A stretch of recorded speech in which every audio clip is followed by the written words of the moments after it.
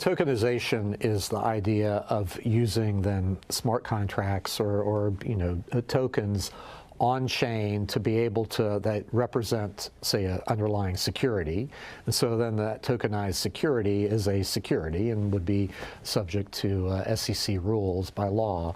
But the idea is that if it's on chain, on a blockchain, then there's much more transparency as to where it is. Right now, there's a bit of opacity as to who owns what and where the company usually doesn't even know where its who its shareholders are and where the shareholders reside, where the shares reside.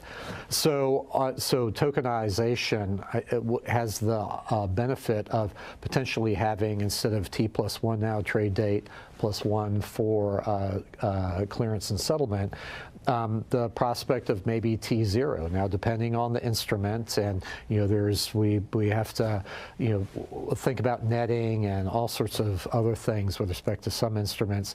But in principle, the idea of on-chain delivery versus payment and receipt versus payment, DVP, RVP on-chain, is a prospect of de-risking the markets, making them much more transparent and then sure as far as clearance and settlement, because it's always that the gap between clearance and settlement and then delivery and payment is the real introduces risk into the system. Do you expect this is where financial services is going?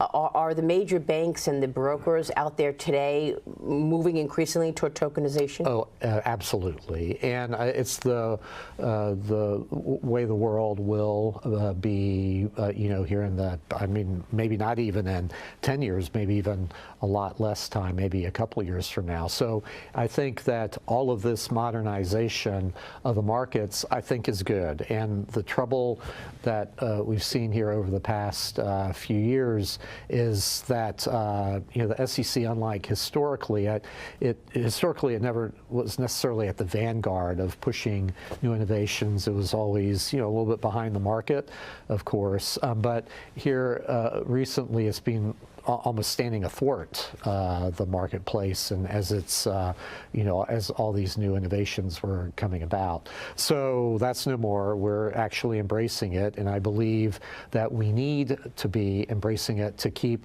the United States at the forefront as far as cryptocurrencies and whatnot.